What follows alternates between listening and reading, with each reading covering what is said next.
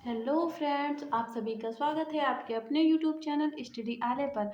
आज हम वर्तनी टॉपिक लेकर आए हैं जो कि नोटिफिकेशन आ ही गया है। यूपी ट्रिपल एस सी पेट का एग्ज़ाम होने वाला है, यूपीपी की भी वैकेंसी आने वाली है, यूपीएसआई की वैकेंसी आने वाली है। इससे पहले आप लोग तैयारी करना शुरू कर दीजिए। और मेरी सीरीज चल रही है टॉपिक वाइज, जिसमें आज का टॉपिक है वर्तनी। बाकी मैंने 2-3 वीडियो बन के प्लेलिस्ट में लगी हुई हैं, आप लोग जाइए देख लीजिए, उसके बाद वर्तनी करिए, क्योंकि इसके कम से कम 25 टॉपिक वाइज वीडियो आएंगी, आप सभी लोग देख लीजिए। इसके बाद प्रैक्टिस सेट करवाएंगे, जिससे एग्ज़ाम तक तैयारी एकदम से मजबूत हो जाए। तो चलिए स्टार्ट करते हैं पहले क्वेश्चन के साथ कि निम्नलिखित में से शुद्ध वर्तनी का चयन करिए। तो यहाँ ध्यान दीजिए, क्योंकि शुद्ध पूछ रहा है, अशुद्ध पूछ रहा है। तो यहाँ चारों ऑप्शन देखने से लग रहा है कि उन्नति ही पूछ रहे, लेकिन अब उन्नति लिखा कैसे जाएगा। अब इन चारों में से सबसे सही आंसर क्या जाएगा? ये उन्नति होगा या ये फिर उन्नति? ये अब देखिए, ये बी और सी तो एकदम रॉन्ग है, एकदम ही गलत है। अब हम देखेंगे इन दोनों में क्या सही होगा। ए और डी में एक सही हो सकता है, तो इसका राइट आंसर क्या हो जाएगा? उन्नति होगा। बड़ी ई की मात्रा की जगह क्या लगेगी? छोटी ई की। तो राइट आंसर डी जाएगा। क्या है? डी हो जाएगा राइट आंसर। नेक्स्ट देखेंगे कि यह रास्ता दुर्गम है। एक कथन दिया गया है कि यह रास्ता दुर्गम है, इस सावधानी से चले। अब ये जो दुर्गम दिया गया है, इसी को पूछ रहा है सही करके। ये दुर्गम इसमें गलत लिखा हुआ है। कैसे लिखा हुआ है? गलत लिखा हुआ है। तो आपको यही चीज़ सही देखना है कि दुर्गम, अब जैसे दुर्गम तो ये तो होना नहीं है, ये तो एकदम साफ साफ गलत लग रहा है। तो पहले हम लोग क्वेश्चन हटा कर देखते हैं। तो ये बी को हटा दीजिए, बी होना नहीं। अब ए सी डी में से देखेंगे कि राइट आंसर कौन सा हो जाएगा। तो दुर्गम में यहाँ बना कर भी देख सकते हैं, दा होना चाहिए, ता पे छुटा होगी मात्रा, गा, गा पर ऊपर से रा, और उसके बाद माँ। अब देखिए ऐसा कहीं दिख रहा है, वही जहाँ पे ऐसा दिख रहा है तो वही राइट आंसर हो जाएगा। तो ये ऑप्शन सी में दिख रहा है, तो राइट आंसर सी हो जाएगा। नेक्स्ट देखेंगे कि शुद्ध वर्तनी का चयन कीजिए।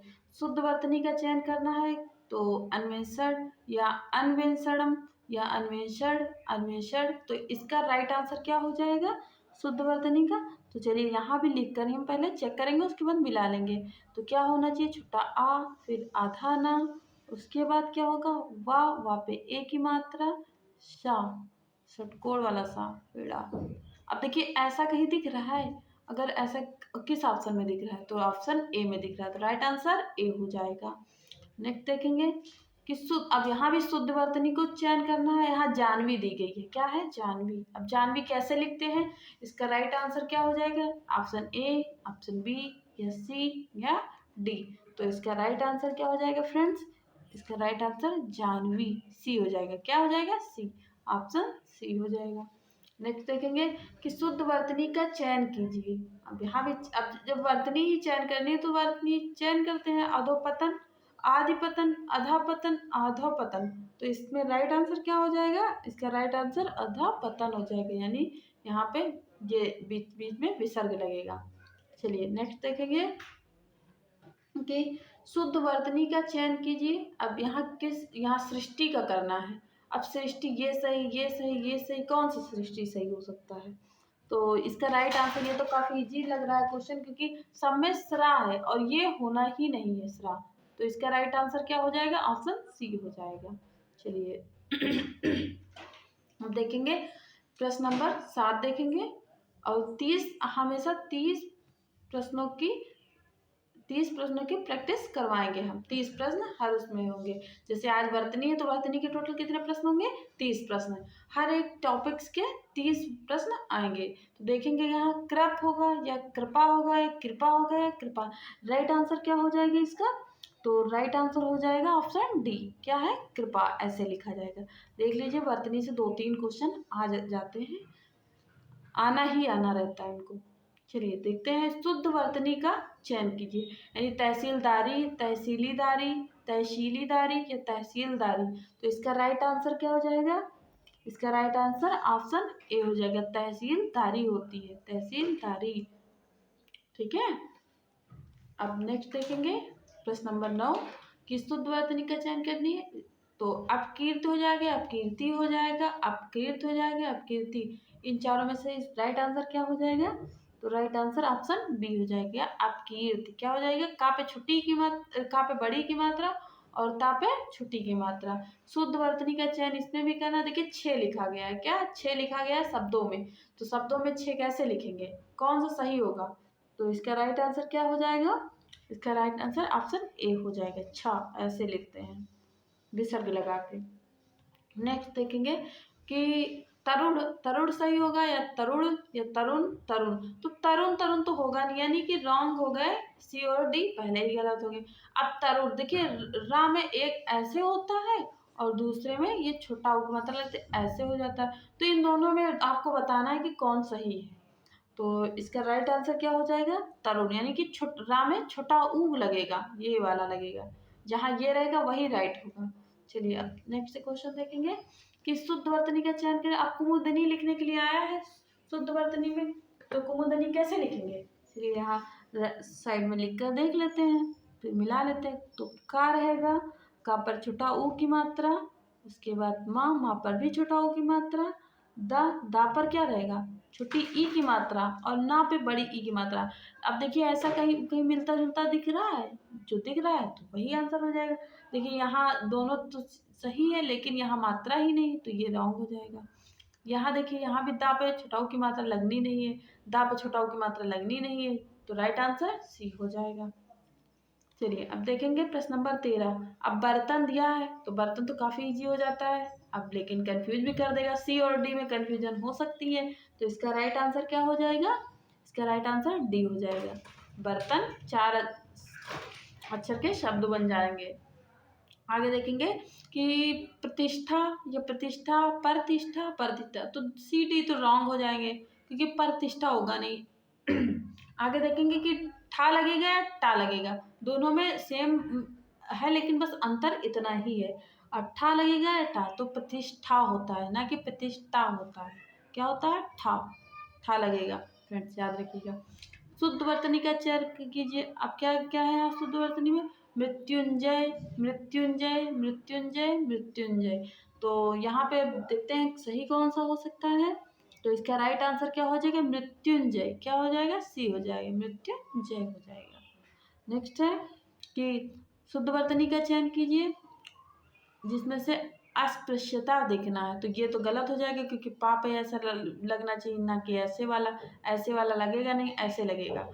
अस्पृश्यता, अस्पृश्यता और अस्पृश्यता। अब यहाँ देखिए सी भी रॉन्ग है क्योंकि ए और सी में दोनों का प्रा वैसे ही है, लेकिन अब बी और डी देखने वाला है कि दोनों में से कौन सा राइट आंसर है। तो यहाँ डी में देखेंगे तो ये वाले शा नहीं लगेंगे, कौन सा सा लगेगा? ये शा लगेगा, तो राइट आंसर बी हो जाएगा। क्या हो जाएगा? बी हो जाएगा। फ्रेंड्स तैयारी कर लीजिए क्योंकि अभी से आप लोग शुरू हो जाइए पढ़ने के लिए, एग्ज़ाम आने में देर नहीं लगता। आगे देखते हैं शुद्ध वर्तनी शताब्दी कैसे लिखा जाएगा, तो ए रॉन्ग, शताब्दी होता ना कि शताब्दी, बी रॉन्ग। अब यहाँ देखिए शताब्दी, शताब्दी, अब छोटी की मात्रा आएगी कि बड़ी की मात्रा आएगी, अब यही सोचना है। शताब्दी होता है, शताब्दी होता है, तो इसका राइट आंसर क्या हो जाएगा?